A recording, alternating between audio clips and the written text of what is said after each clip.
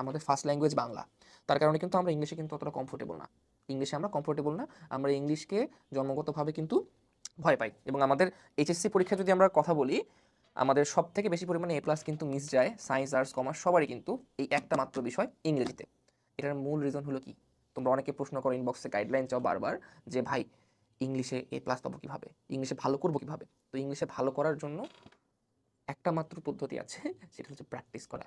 প্র্যাকটিসের বিকল্প ইংলিশে নাই। সো এই প্র্যাকটিসের যে বিষয়টা মাথায় রেখে কিন্তু আমরা কিন্তু এই বইটা কিন্তু নিয়ে আসছি।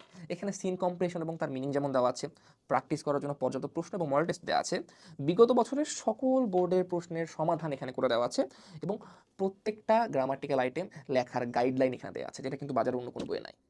আমাদের এই বইতে প্রত্যেকটা, তোমার যে রিটেন পার্ট আছে, রাইটিং পার্ট থাকে, ফার্স্ট পেপার সেকেন্ড পার্ট, প্রত্যেকটা লেখার জন্য আলাদা গাইডলাইন দেওয়া আছে, মডেল কোশ্চেন্স করে দেওয়া আছে সেখানে, এবং পাশাপাশি প্র্যাকটিসের জন্য বেশ কিছু তোমাকে টপিকও দিয়ে দেওয়া আছে, যেগুলো রাইটিংয়ের জন্য ইম্পর্টেন্ট।